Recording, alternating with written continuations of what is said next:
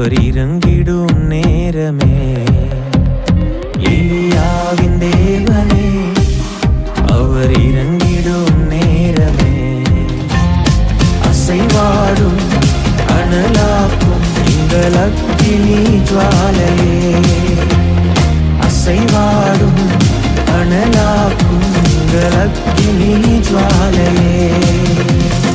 எலியாவின் தேவனே அவர் இறங்கிடும் நேரமே. கர்த்தருடைய நாமம் மகிமைப்படுவதாக. ஆண்டவரும் அருமை இரட்சகருமாகிய இயேசுவின் நாமத்தினால இந்த நாளுக்காய் நான் தேவனை ஸ்தோத்தரிக்கிறேன்.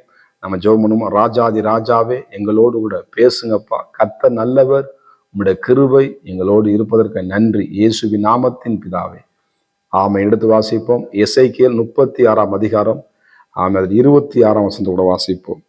உங்களுக்கு நவமான இருதயத்தை கொடுத்து உங்கள் உள்ளத்திலே புதிதான ஆவியை கட்டளையிட்டு கல்லான இருதயத்தை உங்கள் மாமிசத்திலிருந்து எடுத்து போட்டு சதையான இருதயத்தை உங்களுக்கு கொடுப்பேன். கர்த்தருக்கு சோதரம்.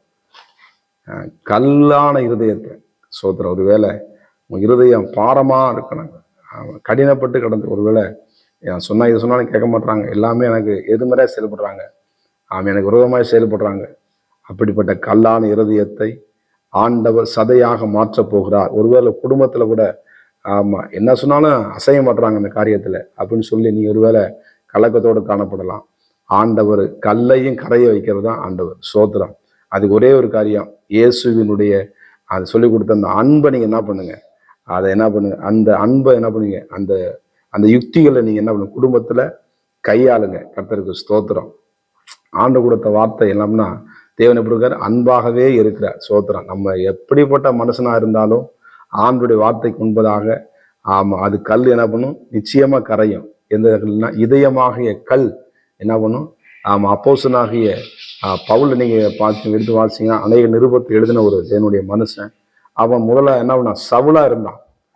எல்லாத்தையும் காயப்படுத்துறது, அடிக்கிறது, தேவையில்லா கருத்தை பண்றது, கல் இதயம் பிடிச்சி என்ன பண்ணான். ஆனா ஆண்டு என்ன பண்ண, இயேசு கிறிஸ்துடைய அன்பு என்ன பண்ண, என்ன பண்ணு, அதை பிடிச்ச உடனே அந்த கல்லான இதை மாறி சதையான இதை மாற்றி அநேக நிருபத்தை என்ன பண்ணாரு, புதிய ஏற்பாடு அநேக நிருபத்தை அப்போஸ்தலனாகிய பவுல் எழுதியிருக்கிறார். கர்த்தருக்கு மகிமை உண்டாவதாக.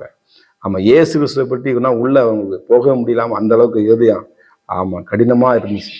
ஆனா இயேசு எப்படிப்பட்ட தேவனா, எப்படிப்பட்ட நல்ல தேவனா, அவர் அறிய அறிய அறிய கர்த்தருடைய உயிர்த்தல் அந்த வல்லமையை அவர்கள் பார்க்க பார்க்க அநேக ஆசீர்வாதத்தை நாம் பெற்றுக்கொள்ள முடியும். குடும்பத்திலும் சரி, இருக்கிற இடத்துல எந்த நிலைமை இருந்தாலும் சரி, அவங்க எப்பேற்பட்டாலும் சரி. இந்த வசனம் சொல்லுகிறது, அந்த இருதயத்தை என்ன பண்ணுவேன், கல்லான இதயத்தை.